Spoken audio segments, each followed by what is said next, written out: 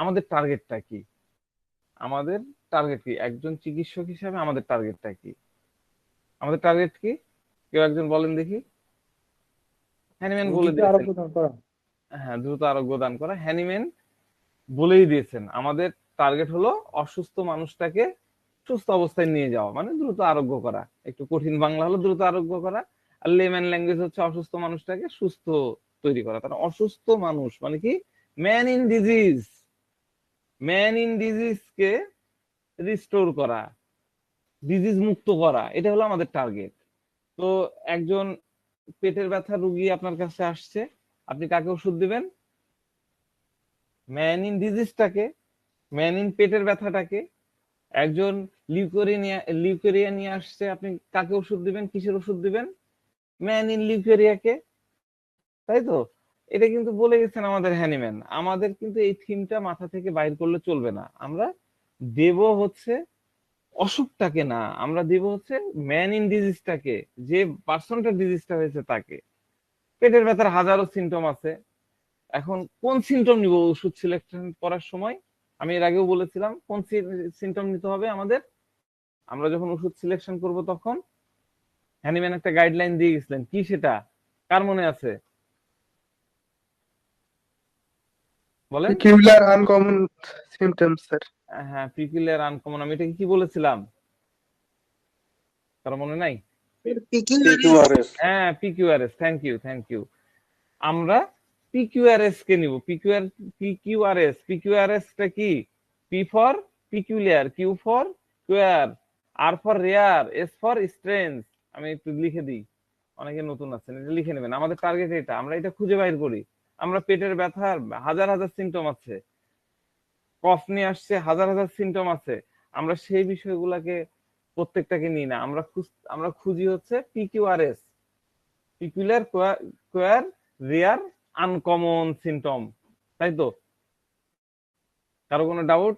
কোনো ডাউট থাকার কথা না। পিকুলিয়ারটা কি? পিকুলিয়ার হচ্ছে অদ্ভুত, পিকুলিয়ার। কিউয়ার কি? বিচিত্র। রেয়ার দুর্লভ। স্ট্রেঞ্জ হচ্ছে আজব, আজীব, অদ্ভুত। সব একই ধরনের কথাবার্তা না?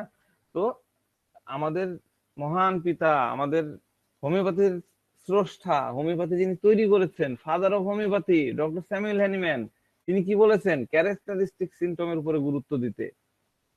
ক্যারেক্টারিস্টিক সিমটমটাকে আমাদেরকে দেখতে হবে। হোমিওপ্যাথিক ডক্ট্রিন অনুযায়ী ডাক্তারের কাছে আসা রোগীর চূড়ান্ত মেন্টাল প্রসেসের সাথে জড়িত যে সিমটম থাকে সেটাকে তিনি দেখতে বলেছেন।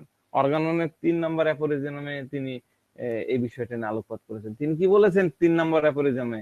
তিনি বলেছেন রোগীদের পুরো বায়োগ্রাফি, পুরো ইতিহাস এবং রোগ লক্ষণ সুচিন্তিত মূল্যায়ন করে আমাদেরকে একটা পাজলের মতন করে একটা চিত্র অঙ্কন করতে হবে। অনেকগুলো সিমটম টিমটম দেবে, সেটাতে আমাদেরকে একটা পাজল, আমরা যে পাজল দিয়ে মিলাই না, পিরামিডের ছবি থাকে, তারপরে আইফেল টাওয়ারের ছবি থাকে, ছোট ছোট টুকরা টুকরা, আমরা একটার সাথে একটা এরকম করে জোড়া দিই। জোড়া দিয়ে দিয়ে যখন একবারে জোড়া দিয়ে দেওয়া হয়, তখন একটা পূর্ণাঙ্গ চিত্র চলে আসে, দেখতে পাই আইফেল টাওয়ার। কিন্তু আপনি টুকরা টুকরা করে যদি নেন, তাহলে কিন্তু আপনি বুঝতে পারবেন না যে এটা আইফেল টাওয়ার না পিরামিডের পাজলের ব্লক বলে ওটাকে। ওই ব্লক গুলা কি সেটা আপনি বুঝতে পারবেন না। কিন্তু যখন সবগুলাকে সাজানো হবে, তখন দেখবেন যে একটা খুব সুন্দর চিত্র হয়ে গেছে। তো প্রত্যেকটা রোগীর কেসই খুব ইন্টারেস্টিং হয়ে থাকে, খুবই ইন্টারেস্টিং। আমরা যদি এভাবে মিলাতে পারি, প্রতিবারই রোগীর কেস গুলা হয় ডাইনামিক। হ্যাঁ, সেগুলো ডাইনামিক মানে কি? চেঞ্জেবল, ওগুলা এক জায়গায় স্থির না।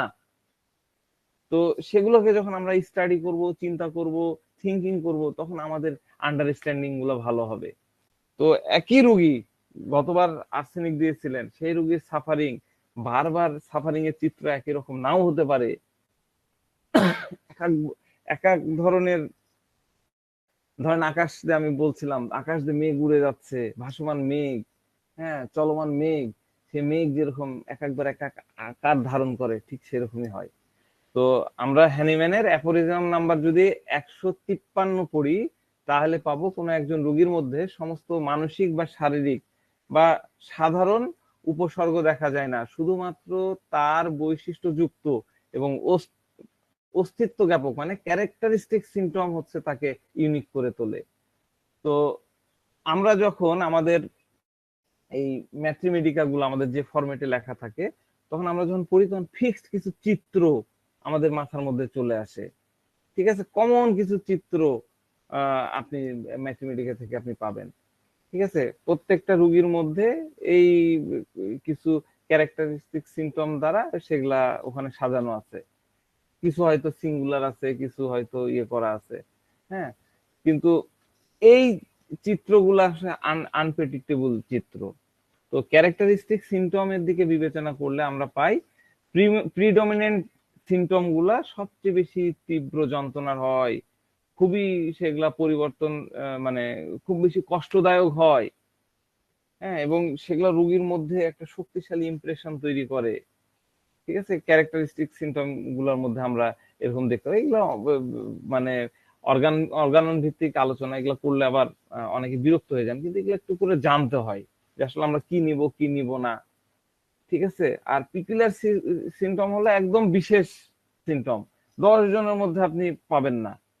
সেটা তার ওই পার্সনের মধ্যে যেটাতে আপনি আইডেন্টিফাইং করতে পারবেন, সেপারেট করতে পারবেন, সেটা হলো পিকুলিয়ার সিমটম, যেটা পার্সোনালিটি কে ইন্ডিকেট করবে, সেটা হলো পিকুলিয়ার সিমটম।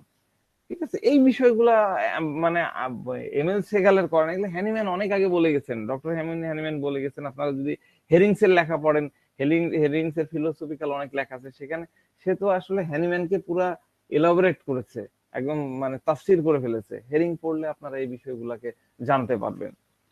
তো যাই হোক, আমরা সেখান থেকে যেটা পেয়েছি নির্যাস, সেটা হলো এই 200 বছর আগেই হ্যানিম্যান কিন্তু বলে গেছে যে অসুস্থ অবস্থায় থাকা মানুষটাকে, ম্যান ইন ডিজিজটাকে খুঁজো। মানে পেটের ব্যথা ওষুধ হচ্ছে, পেটের ব্যথা ওষুধ দিব না আমরা, ওষুধ প্রয়োগ করব না যার পেট নিয়ে খুব ভুগতেছে, খুব কষ্ট পাচ্ছে তার দিব না, আমরা ওই ব্যক্তিকে দিব যে আপনার কাছে আসছে চিকিৎসা নিতে, যে আমার কাছে আসছে চিকিৎসা নিতে, যে আমার কাছে ওষুধ চাইবে তাকে দিব। ঠিক আছে, তাহলে আমাদের কাছে ইম্পর্টেন্ট হলো ম্যানটাকে বোঝা, ম্যানটাকে আমাদেরকে অবশ্যই বুঝতে হবে। 200 বছর আগেই হ্যানিম্যান বলে গেছেন কি, man mind is the key to the man, mind is the key to the man.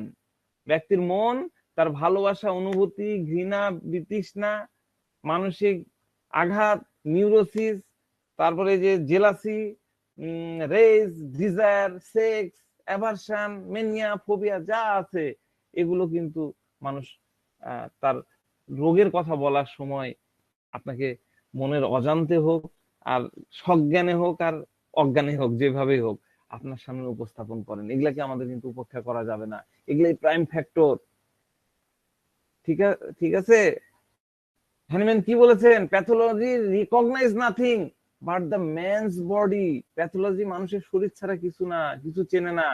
R man, the mind is the key to the man, the mind is the key to the man.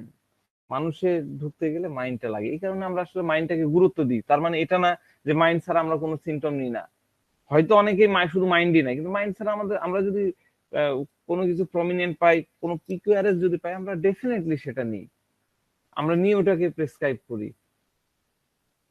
সুতরাং আপনি বলতে পারবেন না এটা mind method বা ইয়েতে একদম খালি ওরা ওটাই করে। আমাদের যখন হয়তো আমাদের প্রয়োজন পড়ে না, অসুস্থ ব্যক্তিটাকে চেনার ক্ষেত্রে হয়তো আমার ওইটা প্রয়োজন হয় না, কিন্তু আমরা যদি পিকুলারিটি পেয়ে যাই, আমরা ডেফিনেটলি সেটা নিই বা নিতে পারি। তো যাক, এটা ছিল কমন কথা। এখন হচ্ছে যে আপনি কোনো ওষুধকে কিভাবে, মেডিসিনকে কিভাবে আপনি স্টাডি করবেন। আমরা বলি যে জার্নি জানতে হবে, কেউ বলে যে শেড, অনেকে বলে যে না শেড জানা লাগবে না, খালি রুব্রিক্স জানো, রুব্রিক্স জানলেই হবে। হ্যাঁ, অনেকে আবার বলে ফিল দা পেশেন্ট। ঘুরে ফিরে কথার জায়গা কিন্তু একই।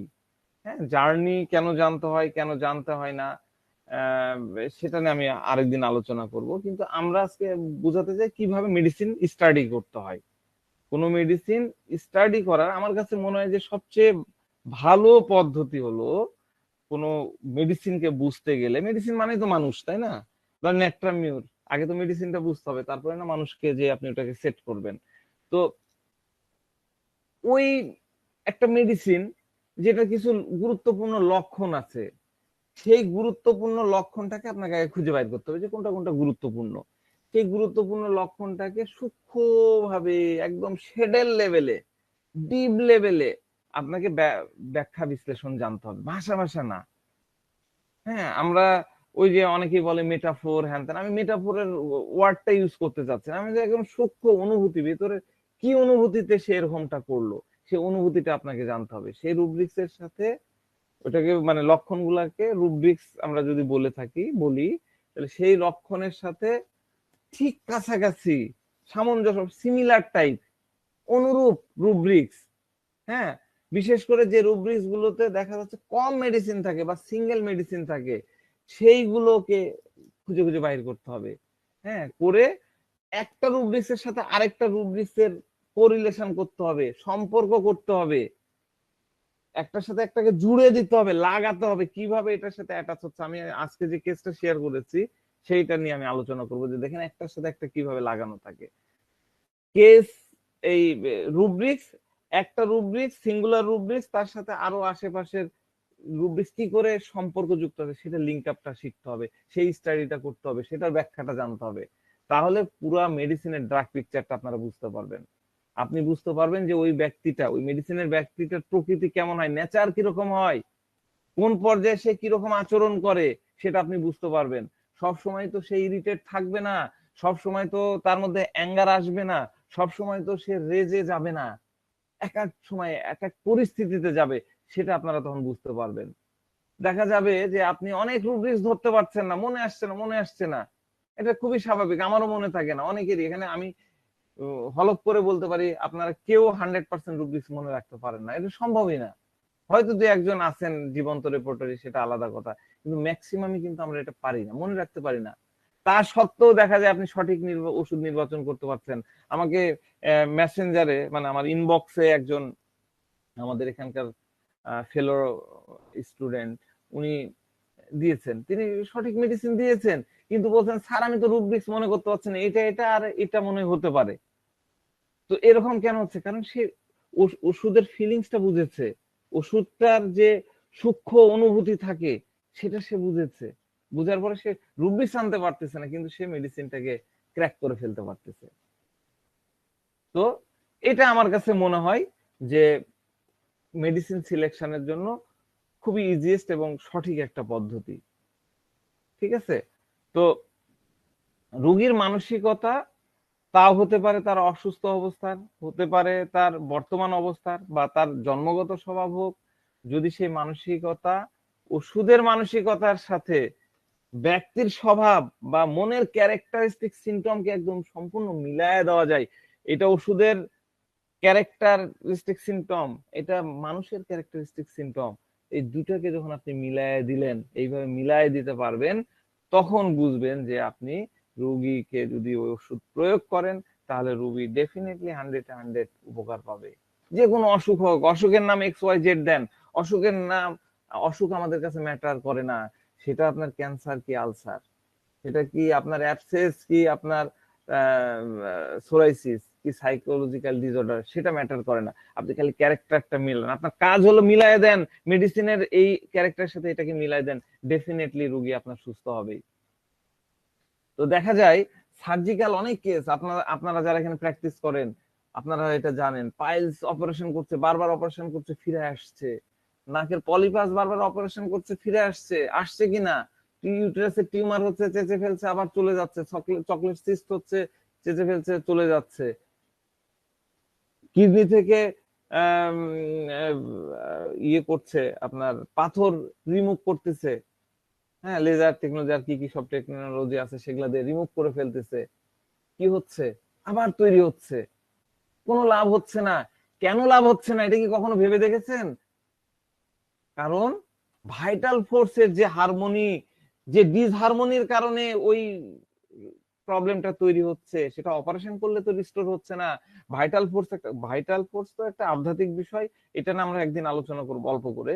তো এই ভাইটাল ফোর্সের হারমোনিটা রিস্টোর হচ্ছে না বলেই কিন্তু বারবার সার্জারি করা সত্ত্বেও পাইলসটা ফিরে আসছে, বারবার পলিপাসটা ফিরে আসতেছে। সার্জারিতে তো ওই কাজ নাই, কেটে ফেলে দিচ্ছে, আঁচিল হয়েছে কেটে ফেলে দিচ্ছে, আবার হচ্ছে, একটা জায়গায় দুইটা হচ্ছে, কারণ একটাই, ভাইটাল ফোর্সকে রিস্টোর করতে পারছে না। কিন্তু আমরা হোমিওপ্যাথ, আমরা যারা সিমিলিমামের পথে হাঁটি, তারা কিন্তু ঠিকই রিস্টোর করে ফেলি। আচ্ছা, এটা একটা গেল। আরেকটা একটু ফিলোসফিক্যাল কথা অল্প করে বলবো, বিরক্ত যদি না হন। খুবই আধ্যাত্মিক লেভেলের এবং হাই থটের কথা, অনেকের এটা হজম হবে না, তারপর আমি একটু বলি। আহ, এটা কিন্তু পুরা ক্লিনিক্যাল সাইকোলজির কথা, ঠিক আছে? Not homeopathy. হ্যাঁ, নট অনলি হোমিওপ্যাথি, এটা সাইকোলজিক্যাল কথা। কার্ল জং এটা নিয়ে বিস্তর গবেষণা করেছেন। তার মানে ইনি একজন সাইকিয়াট্রিস্ট আর কি, ও অনেক বড় কথা। তার ইয়ে থেকে আমি একটু বলছি। ধরেন করোনা নিয়ে আমরা আক্রান্ত হলাম, তাই না? এই 2021-22 সালে। তো করোনা কি কেন হয়েছিল? করোনা হয়েছিল ভাইরাসের কারণে, ভাইরাস জনিত। তো ভাইরাস কিভাবে সৃষ্টি হয়েছিল? ভাইরাস কিন্তু সৃষ্টি হয়েছে একদম মানে সৃষ্টির শুরুতেই, একদম ইভলিউশনের শুরুর দিকেই। যখন থেকে ইভলিউশন শুরু হয়েছে, তখন থেকে কিন্তু এটা অকোষীয়। ভাইরাসের তো আমরা ইয়ে জানি, ভাইরাস কিন্তু একটা ভাইরাসকে আমরা কি বলি? ভাইরাসকে আমরা বলি জীবিত আর মৃতর মাঝখানের একটা অবস্থান, তাই না? সেলগুলা এরকম থাকে। তো সরি, ইভলিউশনের শুরু শুরুর দিকে এই প্রথম দিকে ছিল হচ্ছে ইউনিসেলুলার অর্গানিজম। হ্যাঁ, অর্গানিজম, প্রাণী বলেন বা জীব, জীব বলি তাইলে ভালো বোঝা। ইউনিসেলুলার মানে সিঙ্গেল সেলুলার, এরকম ভাইরাস, ব্যাকটেরিয়া, তারপরে অ্যামিবা তৈরি হলো, এরকম বিভিন্ন ধরনের। আমরা যদি ইভলিউশন যারা পড়েছি তারা এটা জানি। তো ইউনিসেলুলার অর্গানিজম থেকে কি হচ্ছে, এই ইভলিউশন হয়ে ধীরে ধীরে বহুকোষীয় উদ্ভিদ, তারপর প্রাণী তৈরি হলো। তো সে সময় অনেক প্রজাতির প্রাণী ছিল। এই প্রাণীগুলো খুবই অ্যাগ্রেসিভ টাইপের ছিল, একদম মানে মানে এই যে মাংসাশী, হিংস্র। সবচেয়ে ভালো হচ্ছে হিংস্র, হিংস্র প্রকৃতির ছিল। তো তারপরে আরো ইভলিউশন হলো, ধীরে ধীরে মাল্টি সেলুলার গুলো আরো জটিল থেকে জটিলতর হওয়া শুরু হলো। তো তখন দেখা যাচ্ছে তারা আরো বেশি অ্যাগ্রেসিভ হওয়া শুরু হলো। এই যে দেখেন, সে সময় গাছগুলাও খুব অ্যাগ্রেসিভ ছিল, উদ্ভিদ যেগুলো ছিল সেগুলো অ্যাগ্রেসিভ ছিল। এখন আমরা কিন্তু অ্যাগ্রেসিভ উদ্ভিদ দেখতে পাই। আপনারা জানেন কিনা জানি না, আমার এখন গাছগুলোর নাম, এই যে কিছু মাংস ভোজী উদ্ভিদ আছে, দেখেছেন মনে হয়, যে ঢোল টাইপের কি, আমার এখন নাম মনে পড়ছে না। পোকামাকড় খেয়ে ফেলে গাছগুলা, এরকম হা করে থাকে, কপ করে ফেলে, ঢোলের মতন থাকে, ওখানে পোকা ঢুকে গেলে খেয়ে ফেলে। এইরকম বড় বড় সে সময়ের ইয়ে ছিল, জঙ্গল ভর্তি ভর্তি গাছ ছিল, যারা মাংসভোজী উদ্ভিদ। এখন আফ্রিকার এই যে আমাদের অ্যামাজনেও কিন্তু এরকম পাওয়া যায়, মানুষ খেতেও গাছ বলে, প্রাণী খেতেও গাছ বলে, সেগুলো কিন্তু পাওয়া যায়। তো এই ওই সময়গুলোতে এই এরকম বন জঙ্গলে ভর্তি ছিল। তারপরে কি হলো, বিভিন্ন এনভায়রনমেন্টাল চেঞ্জের কারণে ধীরে ধীরে ধ্বংসপ্রাপ্ত হওয়া শুরু হলো। এক পর্যায়ে সেগুলো বিলুপ্ত হয়ে গেল। কিন্তু ওই যে তাদের যে নেচার, তাদের যে প্রকৃতি, মাংসাশী যে অ্যাগ্রেসিভনেস, ঠিক আছে, সেটা কিন্তু চলে যায়নি, সেটা কালেকটিভ সাবকনসাসে চলে যায়। Collective subconscious, subconscious, collective subconscious, এটা খুব মজার একটা জিনিস। অ্যাপ্লাইড সাইকোলজির একটা খুব মজার জিনিস। ডক্টর কার্ল জং, তিনি এর উপরে কালেকটিভ সাবকনসাসনেস, আমরা গুগলে অনেক বই আছে, পড়তে পারবেন, যদি এনার্জি থাকে পড়ে নিতে পারেন। আমি একটু করে বুঝাচ্ছি আর কি। ওই অ্যাটিটিউড গুলা কিন্তু ট্রান্সমিটেড হলো, প্রাণী নাই, অ্যাটিটিউড ট্রান্সমিটেড হচ্ছে, কালেকটিভ সাবকনসাসে চলে যাচ্ছে। এবার এই পৃথিবীতে যখন আমরা ধীরে ধীরে আসলাম, আমাদের আবির্ভাব হলো, আমরা আসলাম, আমাদের শরীরের মধ্যে সে শক্তি চলে আসে, এটা আধ্যাত্মিক শক্তির মাধ্যমে। আধ্যাত্মিক শক্তি মানে, আবার মনে করেন না যে আমরা যে ধর্মীয় আধ্যাত্মিকতা আমরা যেটা মনে করি, যেমন আমাদের ধর্মে আছে মরফতের লাইন বা আদার্স যে লাইন গুলো আছে, বা হিন্দু, খ্রিস্টান, বৌদ্ধ ধর্মে যে যে টাইপের আধ্যাত্মিকতা আছে, সেরকম না। এই আধ্যাত্মিকতাটা হচ্ছে, এটা এক ধরনের শক্তি, যেটা যেমন ধরেন যে আমরা কান দিয়ে শুনছি, আমরা দেখতে পাচ্ছি না, আমি কথা বলছি আপনারা শুনছেন, চোখ দিয়ে দেখছি আমাকে, আপনারা দেখতেছেন, কি দেখতেছেন, আমাকে দেখতেছেন, ভিতর দিয়ে কি আসছে, এটা এক ধরনের শক্তি। তো এই মুখ দিয়ে কথা বলার আমাদের এনার্জি আছে, কাশতেছি, শব্দ যাচ্ছে, এই এই এই ধরনের একটা কালেকটিভ সাবকনসাসনেস। এটা কিন্তু আহ, মানে আমাদের জেনেটিকের মধ্যে ঢুকে যায়, আমাদের সেলের মধ্যে ঢুকে যায়। এটা কিন্তু আমার কথা না, কার্ল জংসের ব্যাখ্যা থেকে আমি বলতেছি। তো যখন সমাজ অনেক বেশি দেখা যাচ্ছে যে কলুষিত হয়ে যাচ্ছে, তখন হয় কি, প্রাকৃতিক ভাবে এই দমন হয়। আমাদের কোরআন শরীফেও লেখা আছে, আপনি গীতাতে পড়েন, সেখানেও দেওয়া আছে। এই কথাগুলো কিন্তু ধর্মের ধর্মের সাথেও মিলে যায়, কিন্তু এটা কিন্তু অতি প্রাকৃতিক কথা আর কি, প্রথমের কথা। তো সমাজ নষ্ট হয়ে গেছে, আমাদের সনাতন ধর্মের ওনারা বলেন যে কলিযুগ, তাই না? সেরকম ইয়েতে চলে আসছে, একদম কলুষিত হয়ে গেছে। প্রাকৃতিক ভাবে তখন সেটাকে দমন করে যুগে যুগে আমরা দেখেছি। আমরা কোরআন শরীফে দেখেছি আদ জাতির কথা, আরো তারা কিভাবে পরিবেশটাকে নষ্ট করেছে, দিয়ে তারপরে তাদের উপর কিভাবে আযাব আসছে, পুরা সম্প্রদায় কিভাবে নষ্ট হচ্ছে। তো সে সময়ে দেখা যাচ্ছে কি যে যখন এরকম নষ্টামু, প্রাকৃতিক নিয়মের বাইরে যে বিভিন্ন ধরনের কর্মকাণ্ড গুলা চালিত হয়, তখন দেখা যাচ্ছে যে ওই এলাকার মানুষজন অসুস্থ হয়ে পড়ে। ঠিক আছে? তো এটা হয় কি যে তাদের মধ্যে ওই তাদের যে চ্যানেল গুলা থাকে, ওই আধ্যাত্মিকতার যে চ্যানেল, আমি যে আধ্যাত্মিকতাটা নিয়ে বলতেছিলাম, সেই চ্যানেল গুলো মূলত দুর্বল হয়ে পড়ে। এই দুর্বল হয়ে পড়লে, এই দুর্বল হয় কি তাদের দুষ্কর্মের কারণে, এবং তাদের মধ্যে একটা অ্যান্টি গড অ্যাক্টিভিটিস তৈরি হয়ে যায়। এবং এই অ্যান্টি গড অ্যাক্টিভিটিস, এই অ্যান্টি গডের ব্যাখ্যা আবার বিশাল, তো ওইদিকে যাচ্ছে না। এই অ্যান্টি গডের অ্যাক্টিভিটি থেকে তখন মানুষের ওই চ্যানেলটা দুর্বল হয়ে গেল, তখন এই ধরনের ভাইরাস, ব্যাকটেরিয়া, এই বিভিন্ন ধরনের ধরেন প্লেগ একটা সময় আসলো, বিভিন্ন ধরনের থার্ড পার্টি ডিজিজ দ্বারা অ্যাটাক হয়ে গেল, বিভিন্ন ধরনের প্যাথোজেনিসিটি এসে আমাদেরকে আক্রান্ত করে ফেললো। এই বিষয়গুলা কিন্তু হয়ে থাকে। ঠিক আছে, আমি খুবই মানে অগোছালো হয়তো কথা বললাম, আমাকে ক্ষমা সুন্দর দৃষ্টিতে দেখবেন। আমি একটু জ্ঞান দিতে চাইলাম যে হোমিওপ্যাথি আসলে not only science but also arts and philosophy. তো এই আর্টটা কিন্তু এখানে এর সাথে কিন্তু অনেক বড় একটা আধ্যাত্মিকতা মিলায় দেওয়া আছে। আপনি চিন্তা করেন যে একটা সিএম মেডিসিনের, ওই মেডিসিনের একটা গ্লোবিলস এর মধ্যে কি আছে, এইটা কিন্তু আমাদের হিসাবের বাইরে, ক্যালকুলেটরের ডিজিটের বাইরে কি আছে।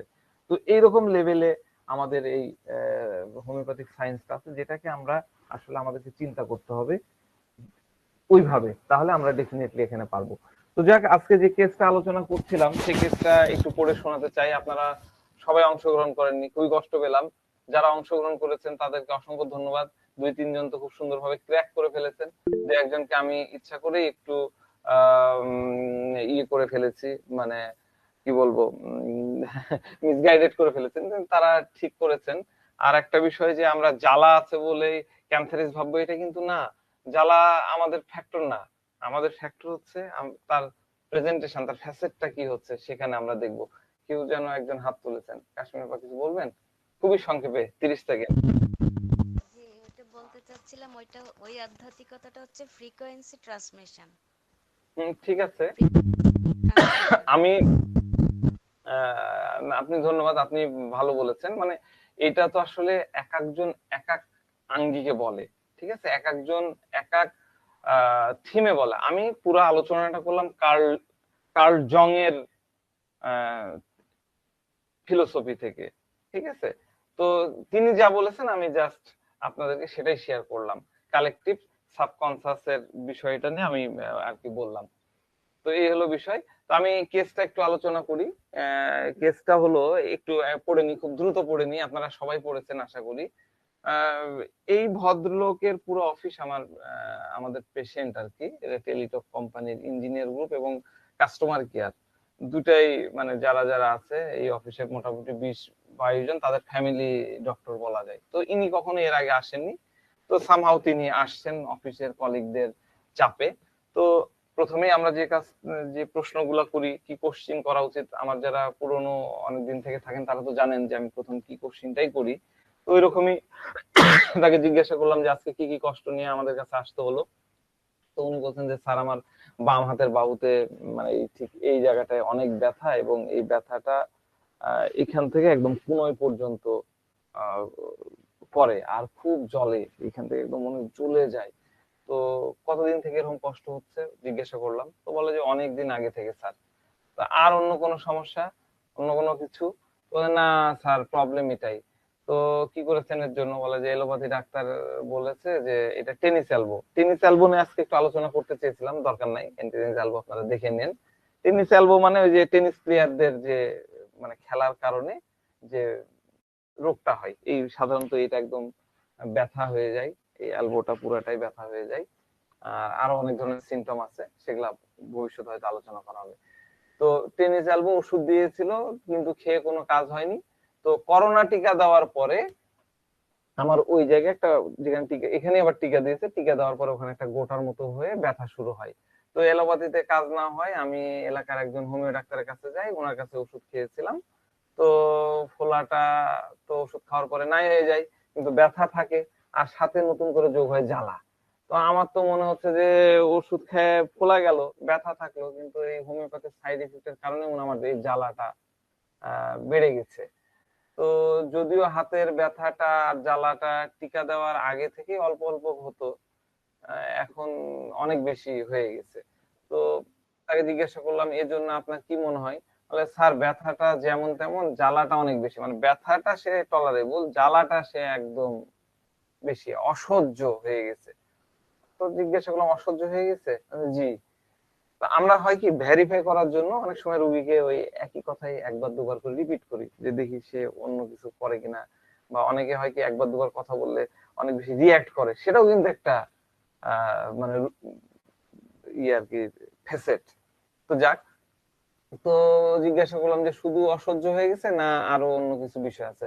না, আর কোনো বিষয় নাই। তো জিজ্ঞাসা করলাম, এই জ্বালা নিয়ে বা এই ব্যথা নিয়ে আপনার কি ভাবনা হয়, কোনো টেনশন টেনশন বা ভয়টা হচ্ছে? তো বলছে, না না না, কোনো টেনশন নাই, ব্যথার সাথে বাহুর উপর থেকে কোনই পর্যন্ত সব সময় জ্বলে, খুব জ্বালা হয়, জ্বালা আর জ্বালা। আচ্ছা আচ্ছা। তো তাহলে আপনি এটা কিভাবে ম্যানেজ করছেন, যখন খুব বেশি যন্ত্রণা হয় তখন কি করে ম্যানেজ করেন? আমার লেখায় একটু একটু বুঝতেই পারছেন যে মানে ওইভাবে তো পুরোপুরি লেখাটা মুশকিল। তো যাক, আমি মোটামুটি আপনাদের মতন করে, আমার মতন করে লিখেছি, একটু বুঝে নেন কষ্ট করে। তো বলতেছে যে, স্যার যখন খুব বেশি হয় তখন অল্প অল্প করে পানি ঢালি, একটু পানি টানি দিই। তারপরে আগে ভলিনি মুভ লাগাতাম, কিন্তু এখন আর কাজ হয় না, এখন শুধু একটু নারিকেল তেল, খুব যখন জলে তখন একটু করে নারিকেল তেল লাগাই। তাহলে আচ্ছা আচ্ছা। তো এই যন্ত্রণা কতদিন থেকে বাড়লো? এবার বাড়লো কতদিন থেকে? বলে যে 15-20 দিন তো হবেই। তো তার মানে করোনার টিকা দিয়েছে ধরেন 1 বছর বা এক এক বছর আগে, আর এই 15-20 দিন আগে তার এই ব্যথাটা বাড়লো। তখন জিজ্ঞাসা করলাম, তার মানে করোনা টিকা দেওয়ার পরে যে আপনি হোমিও ওষুধ খেলেন, তারপর থেকে মাঝখানে ভালোই ছিলেন, তাই তো? তো বলছে, স্যার মাঝে মধ্যে হতো, আবার ভালো হয়ে যেত। তো আমি নিয়মিত অফিস করতাম, আর আমার তো নিয়মিত সাইট ভিজিট করতাম, সাইট ইঞ্জিনিয়ার আর কি, যে বিভিন্ন বিটিএস থাকে, যে টাওয়ার গুলা থাকে, সেগুলাকে সে মেনটেনেন্স করে। তো এই পুরা উত্তরবঙ্গের দায়িত্ব, উত্তরবঙ্গ মানে গ্রেটার উত্তরবঙ্গ না, এই রাজশাহী বিভাগটা ছোট্ট এই কয়টা জেলায়, তার দায়িত্ব প্রতিদিনই কোনো না কোনো জেলায় থাকে, যেতে হয়। তো বলছে যে আমি তো নিয়মিত সাইট ভিজিট করতে হয়, ট্যুরে থাকতে হয়, কাজে কর্মে থাকলে সেরকম কিছু বুঝতাম না। তাহলে কাজকর্ম, আমি জিজ্ঞাসা করলাম, তাহলে কাজকর্ম করলে বোঝা যায় না, তাই তো? বলছে, না, কাজে কামে ব্যস্ত থাকি, চলাফেরা করি, তখন তেমন বুঝি না, কিন্তু যখনই বিছানায় যাই, শুয়ে পড়ি, তখনই বেশি হয়। বললাম, আচ্ছা। এরকম কিন্তু বলতে হয়, মানে আপনি কথা বলার সময় এই আচ্ছা আচ্ছা ঠিক আছে, মানে এই কথাগুলা বলার অর্থ হলো যে আপনি, রুগী যখন আপনাকে কথা বললো, আপনি আচ্ছা আচ্ছা তাই, আচ্ছা ঠিক আছে, ও আচ্ছা আচ্ছা, এই কথাগুলা, এই ওয়ার্ড গুলা যখন বলবেন, তখন রুগী মনে করবে যে না, ডাক্তার আমার প্রতি আন্তরিক, আমার কথাগুলা সে মনোযোগ দিয়ে শুনছে। And আপনি যখন চুপ করে করে আছেন, তখন রুগী ভাববে, বা অনেক ডাক্তার দেখে এরকম করে এরকম করে এরকম করে থেকে যায়। এগুলো কিন্তু মোটেই উচিত না। হ্যাঁ, রুগী কিন্তু মিসগাইডেড হয়, অন্যদিকে তার মেন্টালিটি, আমি অনেক ডাক্তারকে দেখেছি যে মনে হচ্ছে ঘুমাই গেছে, শুনছে, হ্যাঁ আমি তো শুনছি, বলেন, এই করছে। এটা করা কিন্তু মোটেই উচিত না, এটা কখনোই করতে যাবেন না। এবং ইভেন দেন, ধরেন যে আপনি আমার কাছে আসলেন, আমার সাথে আপনি রুগী দেখছেন, বা আমি আপনার কাছে গেলাম, তখনও কিন্তু এটা করা উচিত না, যে একটা ডাক্তার কথোপকথন করছে, আপনি পাশে বসে ঘুমাচ্ছেন বা একটা কিছু নিয়ে ইয়ে করতেছেন, সেটা আপনি মানে নর্মাল ওয়েতে তার সাথে, তার দিকে আপনি কনসেন্ট্রেট করেন। এগুলো হলো কিছু ট্যাকটিক্স, এগুলো আপনাকে করতে হবে মানুষের কাছে যেতে গেলে। তো আমি তাকে জিজ্ঞাসা করলাম যে তাহলে কাজকর্ম করলে, আহ, আহ, কাজকর্ম করলে বোঝা যায় না, মানে ব্যথাটা বোঝা যায় না? তোমার, হ্যাঁ, কাজে কামে যখন ব্যস্ত থাকি, চলাফেরা করি, তখন কিছু বুঝি না, কিন্তু যখন বিছানায় যাই, শুয়ে পড়ি, তখন বেশি হয়। আচ্ছা ঠিক আছে, তাহলে সারাদিন সমস্যা থাকে না? সারাদিন তাহলে ভালো থাকেন, তাই তো? তো হচ্ছে আমি সারাদিন অফিসের কাজে বাইরে থাকি, এদিক ওদিক ট্যুর করতে হয়, কিন্তু গত 1 সপ্তাহ থেকে আর ট্যুরে যাচ্ছি না। তাহলে এখন দিনের বেলায় বাসায় বা অফিসে থাকলে এরকমটা হচ্ছে, তাই তো? ব্যথাটা হচ্ছে বা জ্বালাটা হচ্ছে। বলে, জি জি, দিনেও হয়। তো তার মানে বাসায় থাকলেও দিনের বেলাতে এরকম হয়। মানে একই কথা বারবার বলার অর্থটা হলো, প্রশ্ন করার অর্থটা হলো তাকে বোঝা। হ্যাঁ, সে আসলেই এটা নিয়ে কতখানি পেরেশান আছে, কতখানি কষ্টে আছে, এটা বোঝার জন্য এরকম ভেরিফাই আপনারা করবেন। তো বলছে হ্যাঁ দিনের বেলা তো হচ্ছে। তো দিনের বেলায় কি সারাদিন বসে থাকেন না কোনো কাজে ব্যস্ত থাকেন? বলছে যে কোনো কাজ নাই, সারাদিন বসেই থাকি। মানে উনি তো সাইট ইঞ্জিনিয়ার, মনে হলো ঘোরাঘুরি কাজ আর ওই মেশিন পত্র দেখাটাই কাজ, আর অফিসেও কাজ নেই, বাড়িতেও কাজ নাই, সারাদিন বসে আছে।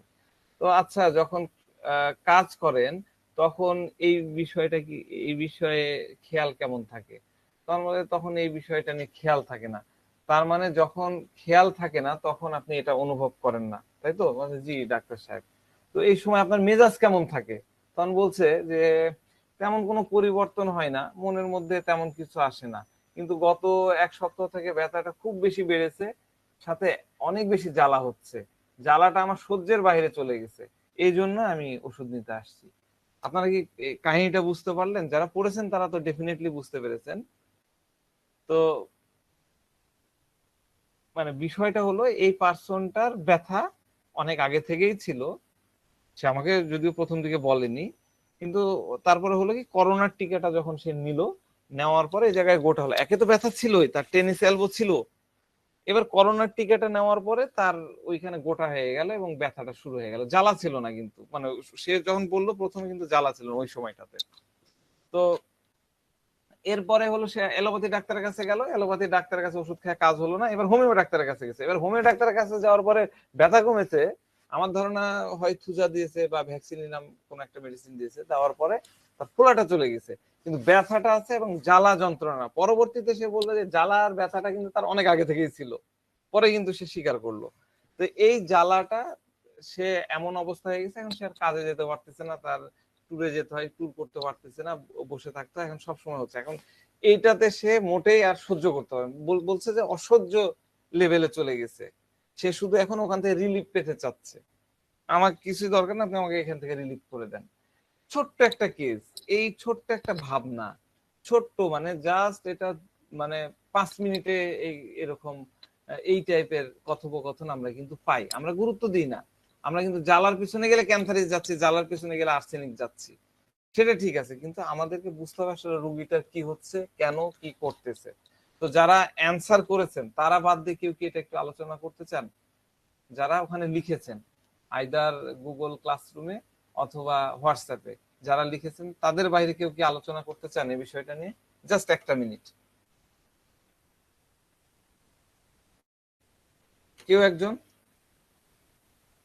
আচ্ছা, যারা করে আলোচনা করেছেন ওখানে, তাদের মধ্যে একজন বলেন। জি কাউসার ভাই, আমি বলি। শিওর শিওর, বলেন প্লিজ। এখানে আমি ক্যান্সারিসটা বলছিলাম। ক্যান্সারিস বলার কারণ হলো, দেখেন ক্যান্সারিসকে আমরা কিন্তু পাই হলো যে প্রচন্ড জ্বালা থাকবে, ব্যথা থাকবে, আর রোগীর দুর্বলতা, এখানে দুর্বলতার কথাটা লেখেন নাই। আর এখান থেকে সে মুক্তি পাওয়ার একটা আপ্রাণ চেষ্টা করবে, ক্যান্সারিসের এটা লক্ষণ। এখন দেখেন, এই যে তার যে টেনিস এলবোতে যে পেইনটা, আসলে ডেলিশন হি সিজড অ্যাজ ইফ, এই রুব্রিকটা কিন্তু এখানে আছে। আর ওই যে আরেকটা এর আগের রুব্রিকটা হয় হলো ফেয়ার বিট্রেট অফ বিং, মানে যে ইয়ে হয়েছে। আরেকটা কথা হলো যে এই যে লাস্টের যে একটা কথা বললেন, হেয়ার বিট্রেট কেন? ওই সে মানে আঘাত পাইছে, আঘাতে সে টেনিস এলবোতে ব্যথা আছে। ভাই ফেয়ার মানে হলো ভয়, সামনের দিকে আগত, এটা ডেলুশন, আচ্ছা, অনুভব ডেলিশন। করছে। আচ্ছা আচ্ছা। আর এখানে কিন্তু সে এই যে লাস্টে একটা কথা বলতেছে যে আমাকে এই রোগ থেকে আপনি মুক্তি দেন, মানে হলো ডেলিশন কলিং হেল্প, হেল্প ফর বলতেছে, ডেলিশন কলিং হেল্প ফর, মানে সে কিন্তু আপনার কাছে আসছে যে যে করে হোক ব্যথাটা একটু কমায় দেওয়ার জন্য, মানে ওখান থেকে মুক্তি পাওয়ার জন্য সে কিন্তু আপ্রাণ চেষ্টা করে। এই ক্যান্সারিস কিন্তু যেটাই হোক না কেন, সে যখন সিস্ট হয়ে যায় সেখান থেকে বেরিয়ে আসার জন্য কিন্তু আপ্রাণ একটা চেষ্টা করে। এখান থেকে বের হয়ে আসতে চাই। তো এই যে এই ভাবনা থেকে আমি ক্যান্থারিসটা লিখছিলাম। আচ্ছা আচ্ছা, চিন্তা করেছেন। আচ্ছা, ধন্যবাদ। মানে আপনি এখানে ডেলুশন সিস্ট বলতেছেন, সিস্টটা আমার মনে হয় পড়ানো হয়নি। আচ্ছা যাক, এরপরে আর কেউ বলবেন? 1 মিনিট। সুন্দর হয়েছে শামসুজ্জোহা, ডক্টর শামসুজ্জোহা, খুব সুন্দর হয়েছে। আর কেউ বলবেন? 1 মিনিট। জি, বলেন। আওয়াল, ডক্টর আব্দুল আওয়াল বলেন প্লিজ। আমি আমি এখানে বলতে চাচ্ছি যে আহ একটু আগে উনি যে বললো যেভাবে যে রোগ বীজ গুলা ধরলো, আসলে এইভাবে রোগ বীজ গুলা ধরা আমাদের আসলে ঠিক না। তো এটা আমি আলাদা ইয়ে রাখি। তো এইখানে আমাদের পেশেন্টকে ভাবতে হবে যে পেশেন্টটাকে, তো পেশেন্টটাকে অ্যানালাইসিস করতে হবে যে সে কেন এগুলা করতেছে বা কেন এরকম করতেছে। তো এটা যত দূর মনে হচ্ছে যে প্রায় আর্সেনিকের কাছাকাছি, মানে পেশেন্টটা এরকম মানে কিছু একটা। আর্সেনিক কেন মনে হলো? কারণ সে চাইতেছে যে যত দ্রুত পারুক মানে আমার এই ব্যথা থেকে রিলিফ মানে দাও। Carried desire to be carried fast. Carried fast, হ্যাঁ। আচ্ছা, হ্যাঁ, হ্যাঁ। ঠিক আছে। আর বাকিটা অন্যান্য দিক দিয়ে অ্যানালাইসিস করলেও যে আরো যে সমস্যা আছে ওগুলাকে উনি অতটাই করে না। যেমন উনি যখন কাজে থাকে তখন এটা খেয়াল করে না। ওটা খেয়াল তো থাকে না। এটা আর্সেনিকের এরকম। ইন্ডিফারেন্স, আর্সেনিকের এটাও একটা ইন্ডিফারেন্স আর কি। সাফারিং। হ্যাঁ, ইনডিফারেন্স সাভারিং এর মতোই মানে একটু অ্যানালাইসিস করতে হবে। পেশেন্টরা যদি ব্যক্তিগতভাবে অ্যানালাইসিস করা যায় তাহলে আরো গভীরভাবে বোঝা যায়, যেমন আপনি বুঝতে পারছেন। আচ্ছা আচ্ছা, না এইটুকুর মধ্যেই কি ব্যাখ্যা আসে সেটুকুই জানতে চাচ্ছি। আচ্ছা ঠিক আছে আব্দুল আওয়াল, ধন্যবাদ। আমরা আলোচনা করি। হ্যাঁ, আপনারা তো মোটামুটি মতামত হলো, আর্সেনিকের দিকে আসলো ক্যান্থারিস, আমাদের ওইখানেও লেখার মধ্যেও তাই দেখলাম। তো ভালো করে বুঝেন। হ্যাঁ, আমি হয়তো আহ, মানে একই কথা কয়েকবার বলে ফেলবো বা ইয়ে হবে, মানে আপনারা অন্যভাবে নেন না, জাস্ট বোঝানোর জন্য। তো ফলো আপও আমি লিখে দিয়েছি। এই পেশেন্টকে মেডিসিন দেওয়া হলো, ইনি আসছিলেন হলো সম্ভবত 8টার দিকে রাত্রে। ওনাকে ওষুধ দিয়ে বললাম যে সকালে খাবেন। আচ্ছা ঠিক আছে, সকালের দরকার না আমার তো, আপনি ওষুধ খেতে হবে এখন। আচ্ছা ঠিক আছে, রাত্রে খান। 3টার ভাগে দাগ করে দিয়েছি যে রাত্রে একটা খাবেন 1 দাগ, সকালে উঠে 1 দাগ খাবেন, আবার দুপুরে 1 দাগ খাবেন, এইভাবে খাবেন। দেওয়া হলো। তো দেওয়ার পরে মানে এটাকে আমি 1 ডোজ বলতেছি আর কি। একটা globules, 1 drum distil water, KP distil water বলি আমরা, মানে অ্যালকোহল আর ডিস্টিল ওয়াটারে দিয়ে 3টা ভাগে ভাগ করে দিয়ে এটা বললাম। পরের দিন বললাম যে আপনি এটা শেষ করে ফোন দিবেন। উনি পরের দিন সকালেই ফোন দিয়েছেন, সকাল বলতে আমাদের সকাল 12টা, ওই 12টার দিকে ফোন দিয়ে বলতেছে যে স্যার, গতকালকে ওষুধ খাওয়ার পরেই আমার জ্বালাটা কিছুটা কমে গেছে। হ্যাঁ, জ্বালাটা কমে গেছে, হাতের জ্বালাটা কমে গেছে, আর হলো ব্যথা যেটা ছিল, ব্যথাটা মোটামুটি নাই হয়ে গেছে। তো আমি তো জিজ্ঞাসা করি যে কত পার্সেন্ট কি হয়েছে, কিছুটা বলতে কত পার্সেন্ট বোঝাচ্ছেন? তো বলছে যে স্যার কিছুটা না, বলা যায় 75% রিলিফ হয়ে গেছে। হ্যাঁ, তো বললাম আচ্ছা ঠিক আছে, খুব ভালো, তাহলে আর বাকি ডোজটা খাওয়ার দরকার নাই, দুপুরেরটা খাওয়ার দরকার নাই, আপনি 2 নম্বর ওষুধটা শুরু করেন। এটাই ছিল হলো তার সাথে কথোপকথন। তো হয় কি, একটা কেসে আপনি যদি সিমিলিমাম করতে পারেন তাহলে ডেফিনেটলি মানে অ্যালোপ্যাথি থেকেও ফাস্ট কাজ করবে। আমরা তো জানি যে পেন কিলার অমুক তমুক খেলে সাথে সাথে আধা ঘন্টার মধ্যে শুরু হয়ে যায়, হোমিওপ্যাথি কিন্তু আরো দ্রুত শুরু হয়ে যায়, দ্রুত থেকে দ্রুততর সময়ে শুরু হয়ে যায়। আমি একজন আমাকে বলেছিলেন যে একটু পটেন্সি নিয়ে আলোচনা করতে, আজকে দেখি আজকে মনে হবে না, আমি পরের দিন আলোচনা করবো নি। এত দ্রুত কাজ হয়ে যায়, পটেন্সিও আবার মিলাতে হয়।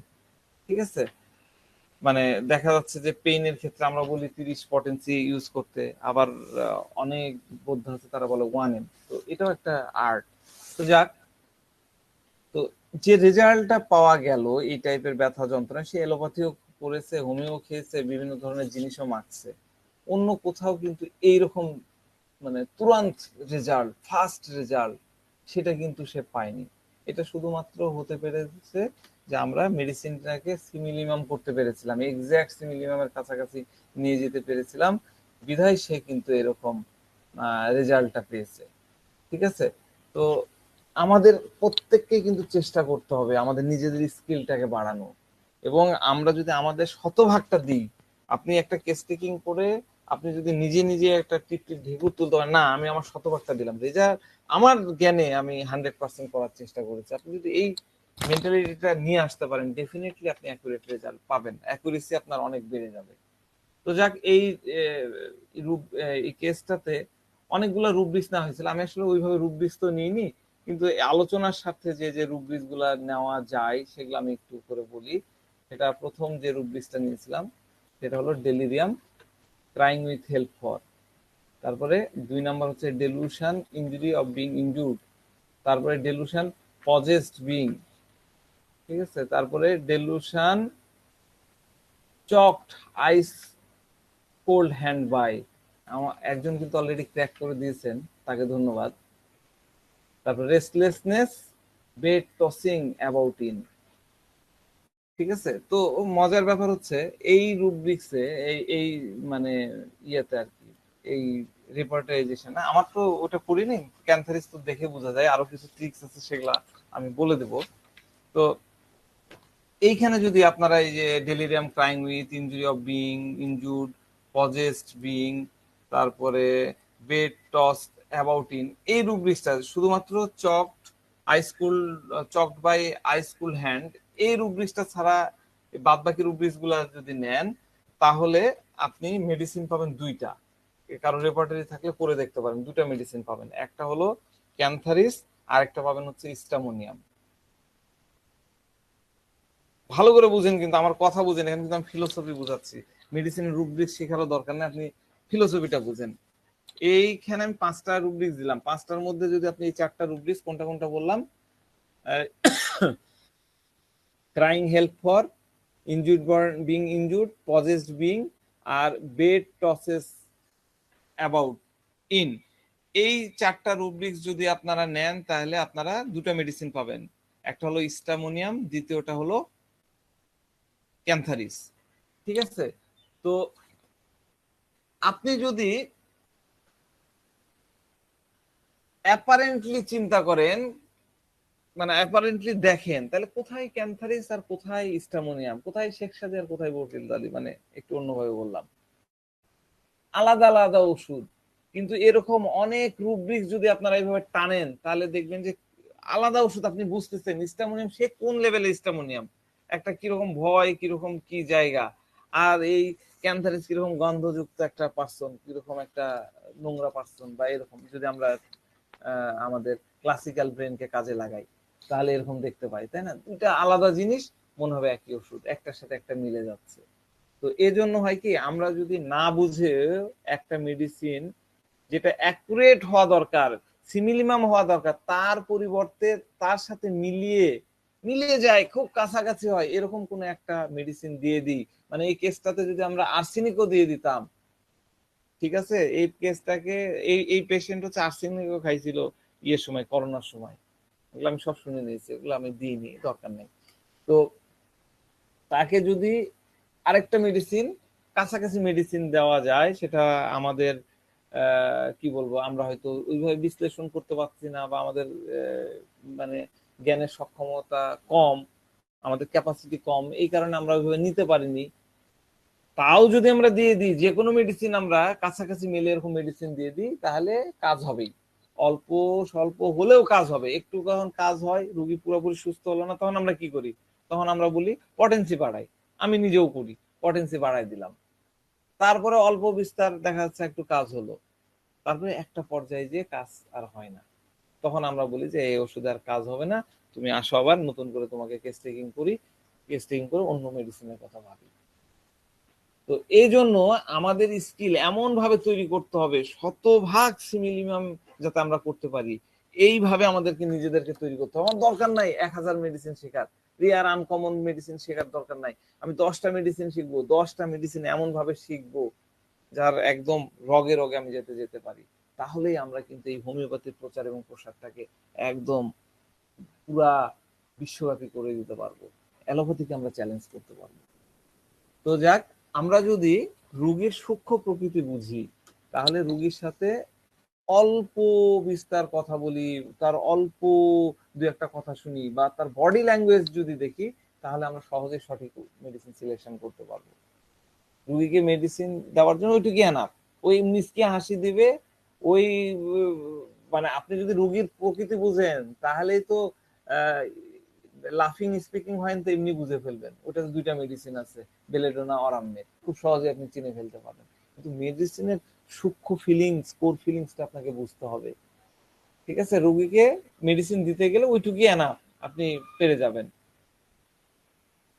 কিন্তু হয় কি, আমাদের এই রুব্রিক্স টুব্রিক্স কেন নেওয়া লাগে? এই যে আমি আপনাদের সামনে প্রেজেন্ট করতেছি, বা আপনারা কারোর সামনে আপনাদের কেস শেয়ার করবেন, তখন কেসটা যে অথেন্টিক হয়েছে এটা দেখানোর জন্য আপনার রুব্রিক্সের সহযোগিতা নেওয়া লাগে।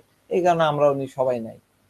ঠিক আছে, কিন্তু আপনি মেডিসিনকে আপনি যদি সূক্ষ্মভাবে বুঝতে পারেন, আপনি মেডিসিনটা যখন আপনার কাছে একদম পরিচিত মেডিসিন হয়ে যাবে, তখন যেদিক দিয়ে আসুক, যেভাবে আসুক, ছোটখাটো প্রেজেন্টেশন দিয়ে দেখলে আপনি দ্রুত বুঝে যাবেন যে মেডিসিনটা এরকম।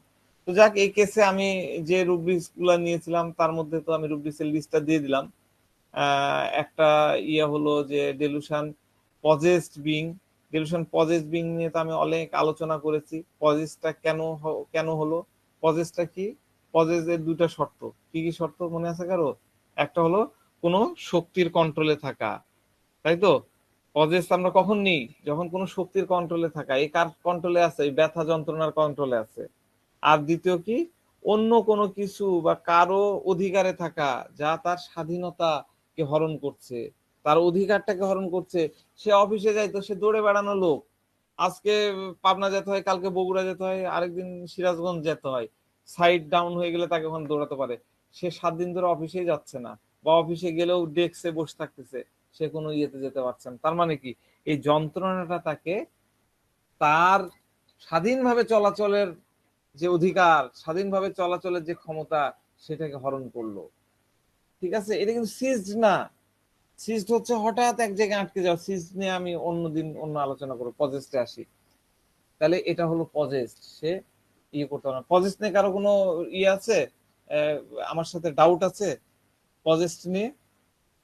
কেউ একজন? নতুনরা ডাউট থাকতেই পারে, কারণ তারা জানে না। পুরোনোদের মধ্যে গত মাসে ক্লাস করেছেন, এরকম কারোর ডাউট আছে এটা পজেস্ট না?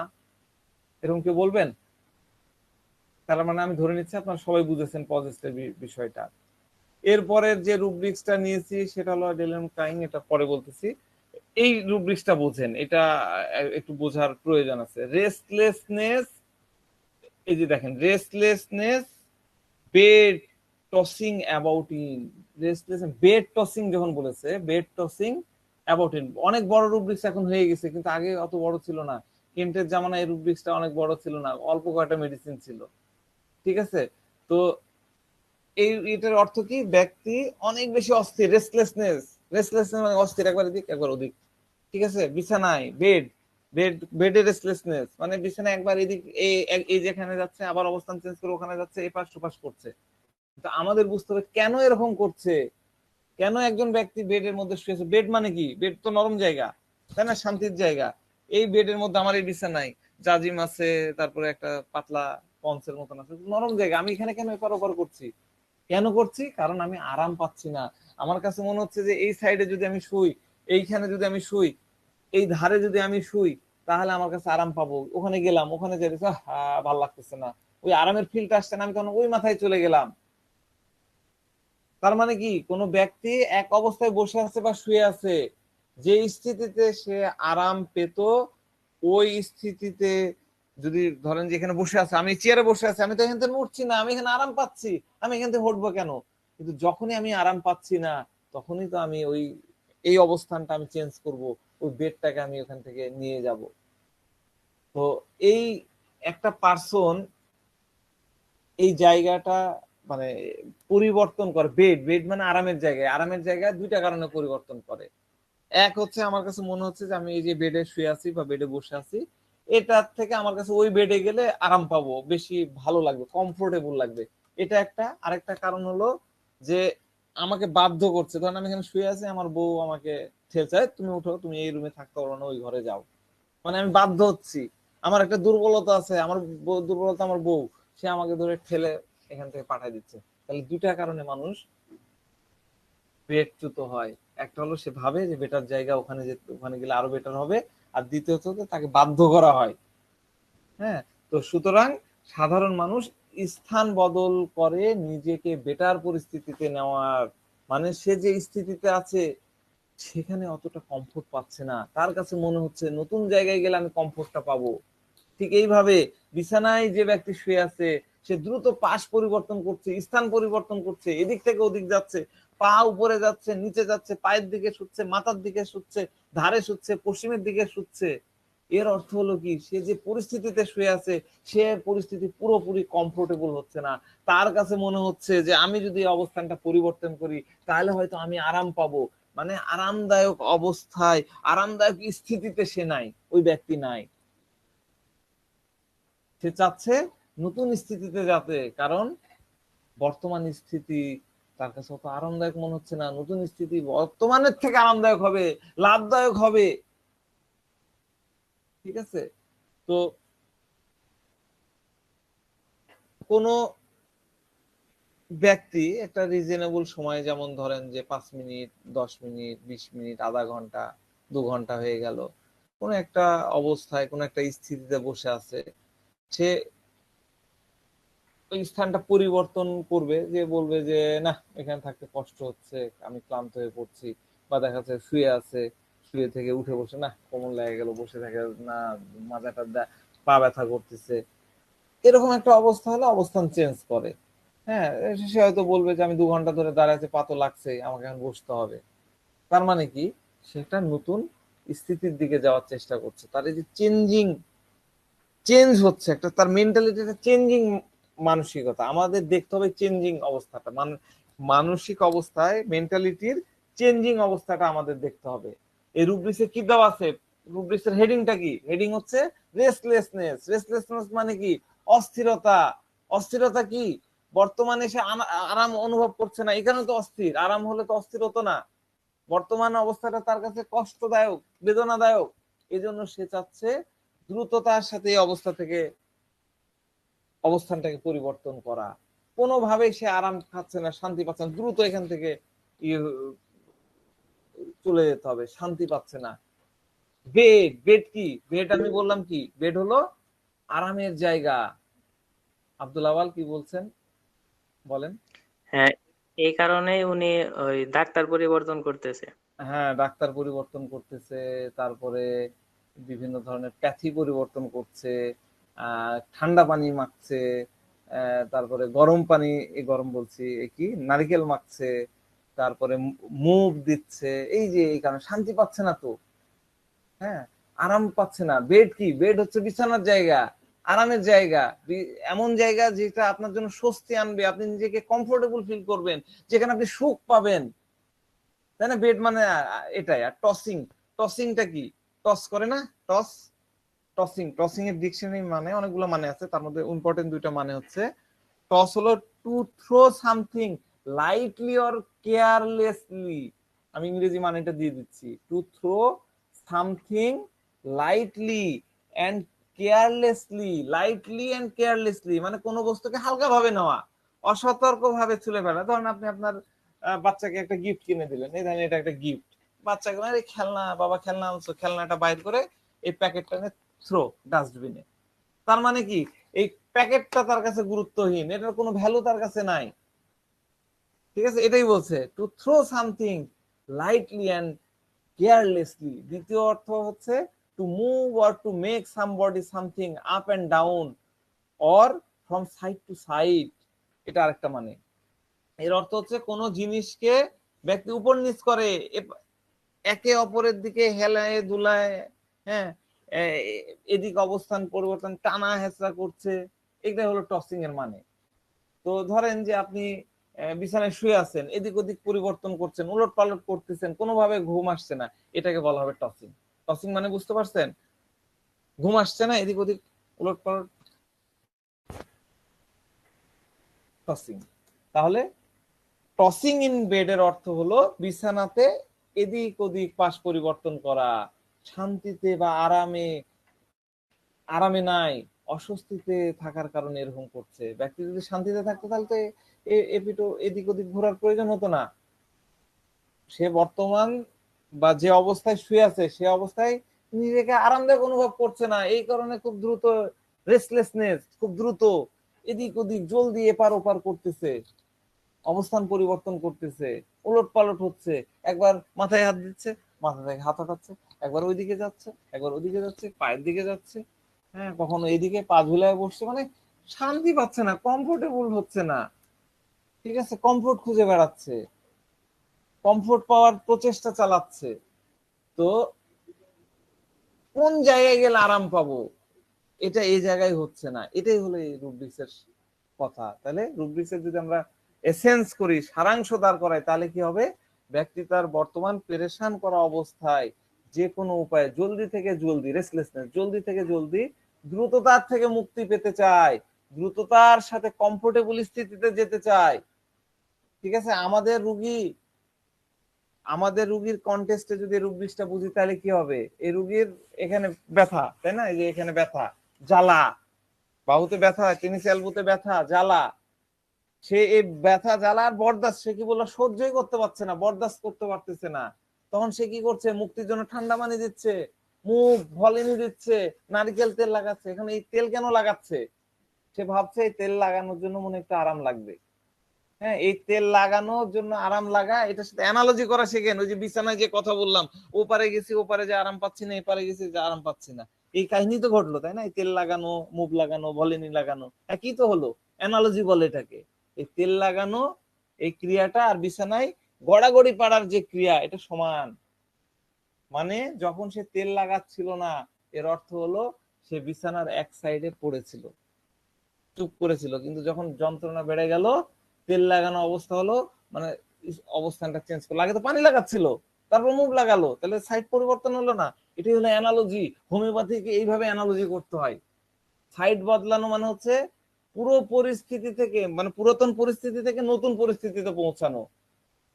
ঠিক আছে, তেল লাগাচ্ছিল না তখন তো আরেকটা পরিস্থিতিতে ছিল, আরেকটা স্থিতিতে ছিল, এবার তেল লাগালো, স্থিতি চেঞ্জ হয়ে গেল, তার কাছে মনে হলো তেল লাগালে আরাম পাবো। ঠিক আছে, এই বেডে টসিং করা আর এটা এইভাবে অ্যানালজি করতে হয়। আপনারা যদি এই জিনিসটা শিখতে পারেন, ডেফিনেটলি আপনারা অনেক অনেক ভালো হোমিওপ্যাথি করতে পারবেন। অ্যানালজি করাটা শিখতে হবে, সাদৃশ্যতা, অ্যানালজি মানে সাদৃশ্য, হোমিওপ্যাথি তো সাদৃশ্য নীতির উপরে দাঁড়ায়। তো টসিং এর বিষয়টা বুঝে গেছেন, তার তাহলে এই পার্সনের সকল ক্রিয়াকলাপ হলো, সব ধরনের কর্মকাণ্ড হলো টসিং ইন বেডের ইকুইভ্যালেন্ট। এত কিছু করা সত্ত্বেও তার পেরেশানি কোনোভাবেই কম হচ্ছে না, তার হাতের ব্যথা, তার জ্বালা কোনোভাবেই কম হচ্ছে না, সে অনেক বেশি তাকে পেরেশান করছে। ভালোভাবে খেয়াল করে দেখেন, টসিং ইন এ বেড, এই রুব্রিক্সটা যদি সূক্ষ্মভাবে আমরা যদি চিন্তা করি, আমার পুরনো যারা আছেন তারা বলতে পারবেন, এই যে হাতে ব্যথা, যন্ত্রণা, পেরেশান হচ্ছে, এটাকে যদি আমরা এই মানে এটাকে আমরা কি বললাম, টসিং ইন বেড, তাই না, রেস্টলেসনেস, টসিং ইন বেড, এই রুব্রিক্সটাকে যদি সূক্ষ্মভাবে চিন্তা করেন, এই অনুভূতিটাকে, তাহলে আমি যে পড়াইছিলাম, আপনাদের মনে আছে কিনা জানি না, delusion persecuted he is persecuted, মনে আছে কারো, delusion persecuted he is persecuted, আজকে পড়াবো না, অনেক বড় হয়ে যাচ্ছে, ছোট করে এই করি, পারসিকিউটেড হি ইজ পারসিকিউটেড, এরকমই মনে হবে। পারসিকিউটেড মানে কি, জ্বালা তাকে অনেক বেশি ভোগাচ্ছে, ব্যথা তাকে অনেক বেশি ভোগাচ্ছে, রোগটা তাকে পারসিকিউটেড হয়ে গেছে, অনেক বেশি ভুগতেছে, এবং সে এই যে তার কষ্ট, এখান থেকে সে দ্রুত তার সাথে মানে মুক্তি পেতে যাচ্ছে, কারণ এত বেড়ে গেছে, সহ্যের বাইরে চলে গেছে। যখন সে তার শত চেষ্টা করা সত্ত্বেও এই জ্বালা যন্ত্রণা থেকে রেহাই পেল না, সে তখন চায় অন্য কেউ তার কাছে তাকে আসুক, এসে তার কষ্ট থেকে তাকে মুক্ত করে দিক, তার কষ্টটা কমিয়ে দিক। আমি পারলাম না তো, পানি মেখেও পারলাম না, তেল মেখেও পারলাম না, আমার এই কষ্টটা কমায় দিক, কেউ কিছু একটা করুক যাতে আমার কষ্টটা কমে যায়। তার এই কষ্টটা যত প্রকট হবে, কোন ব্যক্তির কষ্ট যত প্রকট হবে, তার এখান থেকে বাড়ায় যাওয়ার আর্জেন্সি ততটাই সে জোরালো হবে, সে অন্যের সাথে যোগাযোগ করার চেষ্টা করবে যে আমাকে এখান থেকে বাইর করে দাও, আমাকে এখানে বাইর করে দাও। ধরেন এই জিনিসটাকে আমি একটু অ্যানালজি করে বুঝাই গল্পের মাধ্যমে। আপনার রুমে বাঘ চলে আসছে, একদম দরজা একটাই বাঘ চলে আসছে, আপনি দেখতে পাচ্ছেন, প্রথমে বিড়াল মনে করছেন, তারপর বাঘ, এই দেখে তো আপনার চোখ ছানা বড়া, যে কোনো মুহূর্তে আপনার উপরে ঝাঁপায় পড়বে। আপনি তখন কি করবেন? ওই মুহূর্তে নিজেকে ভাবেন কি করবেন? চুপ করে বসে থাকবেন, অজ্ঞান হয়ে যাবেন? না, আপনি তখন প্রচন্ড জোরে বাঘ বাঘ বাঘ, বাঁচাও বাঁচাও বাঁচাও চিৎকার করবেন, বাঘ থেকে রক্ষা করুন, কেউ আসে, কে আছো, বাঁচাও আমাকে, বাঘ থেকে রক্ষা করো। মানে কি, যে আর্জেন্ট পরিস্থিতি, যে প্রেসার, এই প্রেসার কি আপনার মন প্রাণ ধান শরীরের মধ্যে তৈরি হয়, সেখান থেকে আপনি দ্রুত মুক্তি পেতে চান, আপনি দ্রুত রেহাই পেতে চান, এই জন্য ডাকতেছেন। আপনার ভেতর থেকে এমনটাই কাজ করবে, আপনার ভেতর থেকে কাজ করবে যে কারো না কারো সহযোগী, কেউ যদি একটা লাঠি নিয়ে আসতো, কেউ যদি একটা বন্দুক নিয়ে এসে বাঘটাকে মারতো, মেরে আমাকে সহযোগিতা করতো। তার মানে কি, অন্যের সহযোগী, ওই পরিস্থিতিতে কি হবে, অন্যের সহযোগিতা পাওয়ার জন্য আপনার মধ্যে ব্যাকুলতা তৈরি হবে, অনেক বেশি ব্যাকুলতা তৈরি হবে। আপনার পীড়াটা যত তীব্রতর হবে, আপনার কষ্ট যত তীব্রতর হবে, ওখান থেকে দ্রুততার সাথে বাড়ানোর, তাড়াতাড়ি বাড়ানোর, মুক্তি পাওয়ার চাহিদা আপনার মধ্যে বেশি থাকবে। এই সময় কি হয়, এই তাড়াতাড়ি করতে যে আপনি বিকারগ্রস্ত হয়ে পড়েন, ব্যক্তি ডেলিরিয়াম লেভেলে চলে যায়, ডেলিরিয়াসলি অন্যের কাছ থেকে সহযোগিতা পেতে চায়। এইরকম কন্ডিশনে পীড়া যেরকমই হোক, যাই হোক, সেখানে পায়, তখন সে কি করে, বাঁচাও বাঁচাও বাঁচাও, delirium, crying help for. Crying মানে শুধু কান্না বুঝলে হবে না, ক্রাইং নিয়ে তো আমি আলোচনা করেছিলাম, ক্রাইং উইপিং, ক্রাইং নিয়ে কান্না বুঝলে হবে না, আমি অল্প অল্প করে আলোচনা করি। আমাদের তখন আসবে delirium crying help for. Delirium crying help for কি? ডেলিরিয়াম ক্রাইং হেল্প ফর মানে সহযোগিতার জন্য, পাগলের মতন চিৎকার করা, ডেলিরিয়াম পাগলের মতন চিৎকার করা, মানে সে সেখান থেকে মুক্তি পেতে, বাঘ আসতে, বাঘ বাঘ বাঁচাও বাঁচাও, সেখান থেকে সে মুক্তি পাওয়ার জন্য এদিক ওদিক ভাগতেছে, রিলিফ পাওয়ার আশায় এখানে যাচ্ছে, ওখানে, কোথায় গেলে মুক্ত হব, কোথায় গেলে রিলিফ পাবো, সে সেখানে চলে যাবে, সে যে জায়গায় হোক না কেন সেখানে যাবে, বা যাকে ডেকে নিলে সে রিলিফ পাবে তাকে ডেকে নিবে, সে যে কাজগুলা করবে কোনো প্রকার বিচার বিবেচনা ছাড়াই করবে, সে তার একটাই লক্ষ্য যে আমাকে কষ্ট থেকে মুক্তি পেতে হবে, এটাই তার বিবেচনা থাকে। তো এই ডেলিরিয়াম ক্রাইং হেল্পার, এইটা লিখে নিতে পারেন। এই টাইপের ভাষ্যগুলা রুগীরা বলে, তখন চোখ বন্ধ করে আপনি নেবেন, ঠিক আছে? এই ভাষ্যটা খুবই কমন, সেটা হলো, ডাক্তার সাহেব, যে আমাকে যেখানে যেতে বলে আমি সেখানেই চলে যাই, আমার, আমি খুব পেরেশানিতে আছি ডাক্তার সাহেব, এখন আমাকে যে যেখানে বলবে আমি সেখানে চলে যাব, আমার জলদি আরাম পাওয়া দরকার, আমি তাড়াতাড়ি এখান থেকে মুক্তি পেতে চাই, আমার তাড়াতাড়ি অসুখটা ভালো হওয়া দরকার, এই টাইপের কথা বলে। যে যেখানে যেতে বলবে আমি সেখানে চলে যাব, এটাও কিন্তু ডেলিরিয়াম হেল্প ক্রাইং ফরের একটা ফরম্যাট। আপনি ফিলিংস যদি চিন্তা করেন, কথার অনুভূতি, কথার মধ্যে কি লুকানো আছে সেটা চিন্তা করেন, তাহলে এই জিনিসটা পাবেন। কিন্তু সে আরাম পায় না। আমাদের রুগী কি অনেকদিন ধরে হাতের জ্বালা যন্ত্রণা, ব্যথা, কষ্ট পাচ্ছিল, কিন্তু জ্বালা কম হওয়া তথা তার সহনশীলতা সীমায় থাকার কারণে, মানে ওই এতদিন সে ধ্যান দেয়নি, কিন্তু এখন তো জ্বালা সে আর বরদাস্ত করতে পারতেছে না, সে জলদি থেকে জলদি মুক্তি পাওয়ার জন্য আমাদের কাছে আসে। রুগী কথা বলার স্টাইল, হ্যাঁ, টাইমিং, এগুলা দেখে আপনি বুঝতে পারবেন যে রুগীর মধ্যে কি চলছে। তার মধ্যে একমাত্র লক্ষ্য হলো দ্রুত, যেভাবে দ্রুত হোক, যেভাবে হোক, এই ভয়ানক জ্বালা যন্ত্রণা থেকে আমাদেরকে মুক্ত পেতে হবে, পরিত্রাণ পেতে হবে। তার মানে এটা তার কাছে ইমার্জেন্সি স্থিতি, ওই যে বাঘ আসলে যেরকম ইমার্জেন্সি হয়ে যায় সেরকম। হ্যাঁ, এই জন্য তার চিৎকার অনেক বেশি হবে, আর্জেন্সি অনেক বেশি হবে। এটাকে ওই যে carried desire to be carried first নিলে ইয়েতে চলে যাবে কিন্তু আর্সেনিক। এখন ডিফারেন্সিয়েট করবেন কি করে, carried desire to be carried first, এটা কি, carried desire to be carried মানে কি, carried desire to be carried আমি তো আলোচনা করেছি, তাও একটু বলি। Carried desire to be carried ফার্স্টে যারা থাকে বা ক্যারিডে যারা থাকে, তারা চায় যে আমাকে অন্য কোথাও নিয়ে যাওয়া হোক, অন্য কোথাও যেতে চায়, ক্যারিড হতে চায়, মানে আমি আরেক জায়গায় যেতে চাই। কিন্তু এ তো আরেক জায়গায় যেতে চাচ্ছে না, সে কোথাও যেতে চাচ্ছে না, সে শুধু ওই পেরেশান করা স্থিতি, তার কষ্টদায়ক স্থিতি, যে পরিস্থিতি আছে সেটাকে হটাতে চাচ্ছে। এই জন্য এটা হলো delirium crying help for, delirium crying with help for. এই জন্য এটা carried desire to be carried first না, ঠিক আছে? তো তার মধ্যে তীব্রতর কষ্ট, পেরেশানি স্থিতি যত তীব্রতর হবে, তার মুক্তি পাওয়ার আকুতি তত বেশি হবে, মুক্তি পাওয়ার আবশ্যকতা তার তত বেশি হবে। ধরেন যে আপনার হাতে আমি না কাজ করতে যে আপনি গরম তেল ফেলে দিলেন, আগুনে সিগারেট জ্বালাতে যে আগুন জ্বালা দিলেন, কি করবেন তখন? একদম ঝাটকা মারে ফেলে দিয়ে কই পানি আছে, পানির মধ্যে হাত দিয়ে, কই পানি নাই তো ঠিক আছে, তালার মধ্যে হাত দিই, তালা ঠান্ডা থাকে, মেটালে হাত দিই, নাহলে কি করি, বরফ ঘষি। তখন তো আপনার আর হুঁশ থাকে না কি করছেন, কাপড় কি আছে দেখা দেখি না, আগুন ধরে থাকে। আগুন ধরার লোক সিনেমা টিনেমায় দেখেননি যে আমাদের রানা প্লাজা বা এই কোথায় কোথায় আগুন ধরলো কি হয়, মানুষ দিক বিদিক হয়ে হয়ে যায়, তখন কোনো হুঁশ থাকে না। কি করে, কোত্থেকে আমার কোথায় গেলে আমি মুক্তি পাবো, কোথায় গেলে আরাম পাবো, সেই চিন্তাটা থাকে। যত জ্বালাময় কষ্ট যত বেশি হবে, আপনি তার ওই ব্যক্তির সেখান থেকে তত দ্রুত মুক্তি পাওয়ার জন্য সে চেষ্টা করবে। এটাই হলো ডেলিরিয়াম ক্রাইং হেল্প ফর। ঠিক আছে? এ সময় কি হয়, এ সময় সে চটপট চটপট করতে থাকে, একবার পানিতে হাত দেওয়া, একবার বালুতে গড়াগড়ি করা, একবার মানে কেউ জ্বলে গেছে এরকম কন্ডিশন বলতেছে, একবার তালা বা মেটালে হাত দেওয়া। তার মানে কি, এদিক ওদিক ছটপট ছটপট করতেছে। রুব্রিক্স কি হবে? Restlessness, bed, crossing about. এই রুব্রিক্সটা শিখে রাখেন, খুবই ইউজ করতে পারবেন। আমরা তো উল্টা পাল্টা অনেক রুব্রিক্স নিই, হ্যাঁ, অ্যাংজাইটি, ড্রাইভিং ক্লাস, আসলে তা না। এই থিম গুলো মনে রাখেন, তাহলে পারবেন। মাথায় রাখবেন এই যে ঘটনাগুলো বললাম, যে পুড়ে গেলে মানুষ কিরকম লাফালাফি করে, ছটফট করে, হাত চুবায়, এই জিনিসগুলো হতে থাকে। ঠিক আছে? এই ধরনের ব্যাকুলতা আপনি যখন পাবেন, তখন এই ধরনের রুব্রিক্স নেবেন। এই সময় হয় কি, কেউ যদি আপনার হাত পুড়ে গেছে, আপনি ভাবেন আপনারও এরকম হয়েছে, আল্লাহ না করুক আপনার এরকম হয়েছে।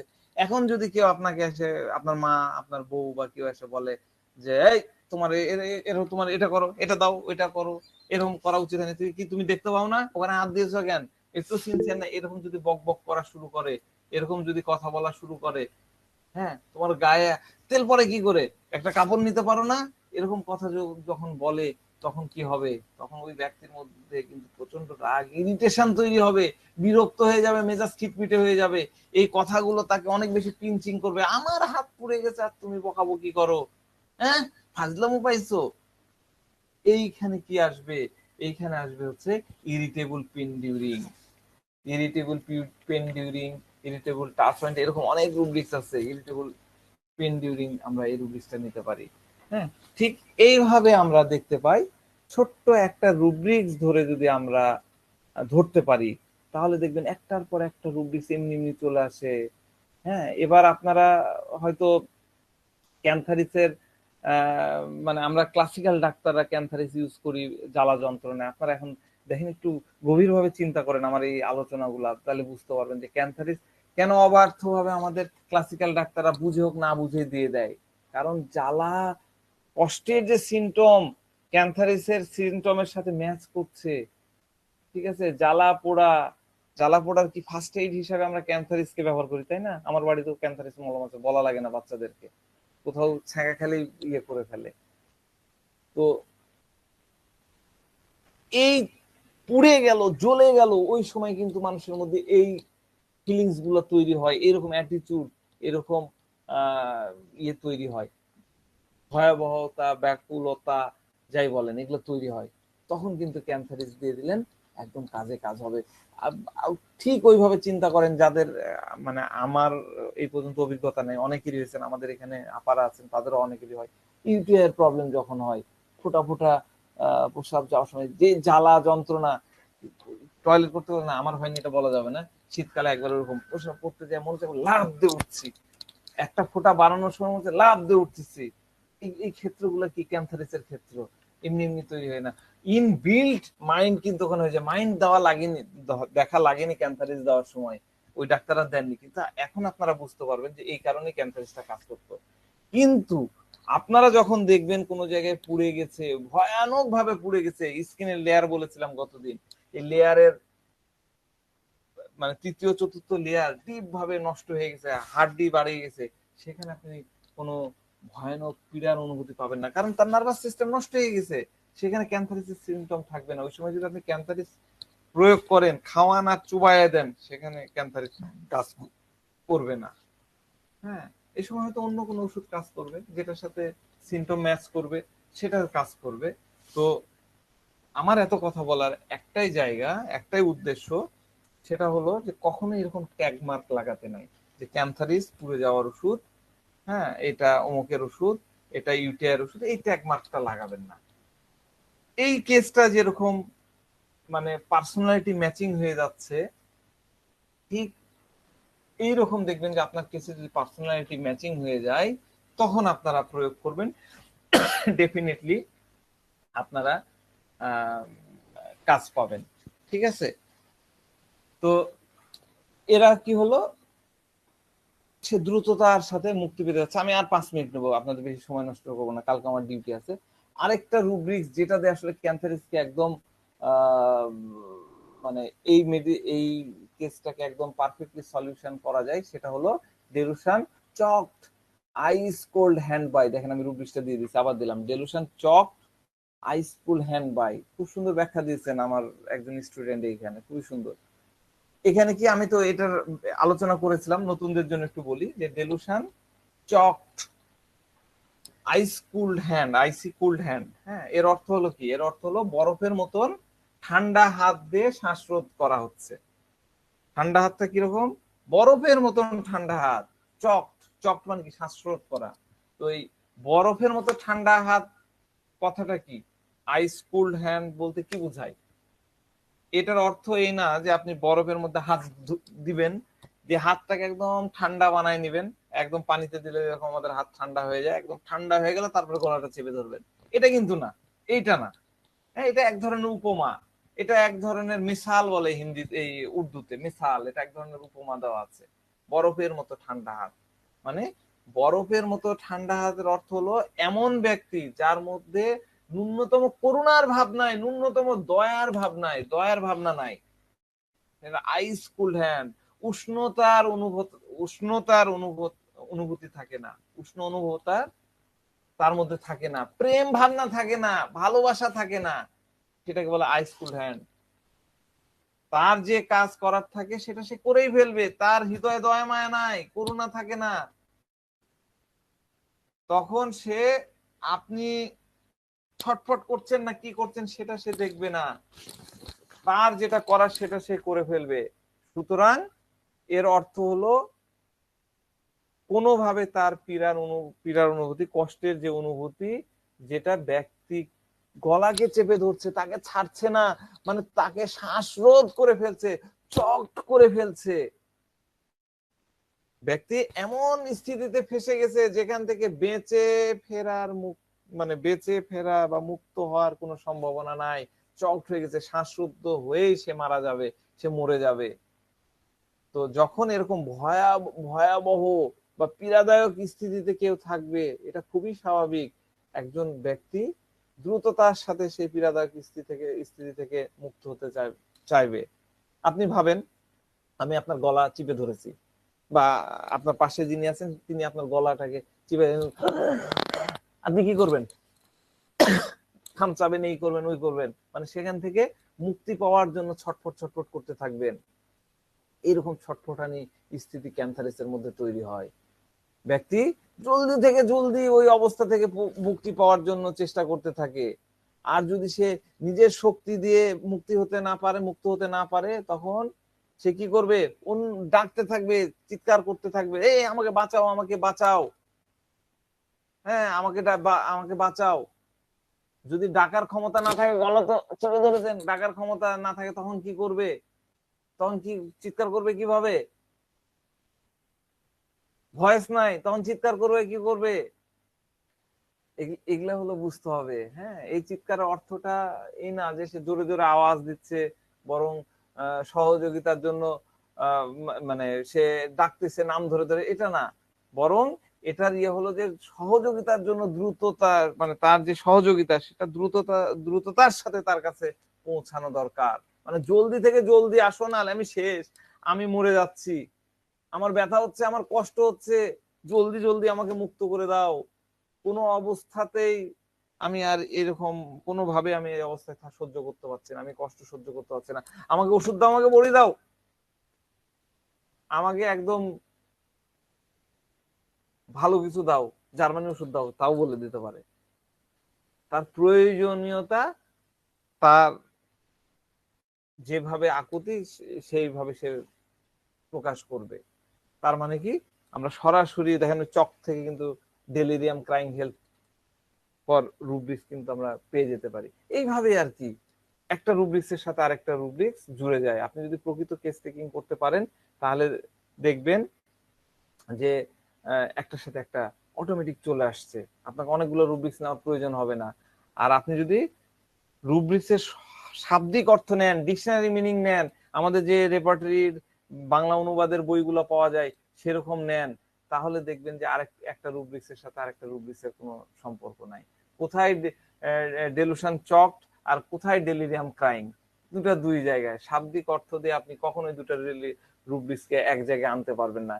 কিন্তু আপনি যদি ভিতরের অনুভূতিটা নেন, কেন সে করলো, কোত্থেকে আসলো, এইভাবে যদি আপনি নেন, সূক্ষ্মভাবে অ্যানালাইসিস করতে পারেন, তাহলে দেখবেন যে একটা রুব্রিক্সের সাথে আরেকটা রুব্রিক্স খুব সুন্দরভাবে জুড়ে আছে। একটা অ্যাকশন আরেকটা অ্যাকশনের সাথে, পেশেন্টের একটা অ্যাকশন আরেকটা অ্যাকশনকে লিড করছে, একটা অ্যাকশনের সাথে আরেকটা অ্যাকশন সম্পর্কযুক্ত হয়ে গেছে। এই জন্য প্রত্যেক ওষুধ বোঝার জন্য আপনাকে রুব্রিক্স যদি বুঝতে চান তাহলে সূক্ষ্ম ভাবনাটা তথা ফিলিংসটা বোঝাটা খুবই জরুরি, খুবই জরুরি। এইটা আপনাদেরকে বোঝার চেষ্টা করতে হবে। একদিনে তো হয় না, ধীরে ধীরে এই থিঙ্কিং গুলো আসবে। আমি যে বললাম আমার কথা অনেকে বুঝতে পারবেন না, কিন্তু আপনাদের উচিত হবে এই কথাগুলা, এই ভিডিওগুলা থাকে, এই ভিডিওগুলা দেখা। আপনারা এটা দেখবেন, দেখে দেখে বোঝার চেষ্টা করবেন। কোথাও বুঝতে না পারলে গ্রুপে আলোচনা করবেন, আমরা আবার আলোচনা করব, আরো নতুন নতুন কেস নিয়ে ডিসকাশন করব।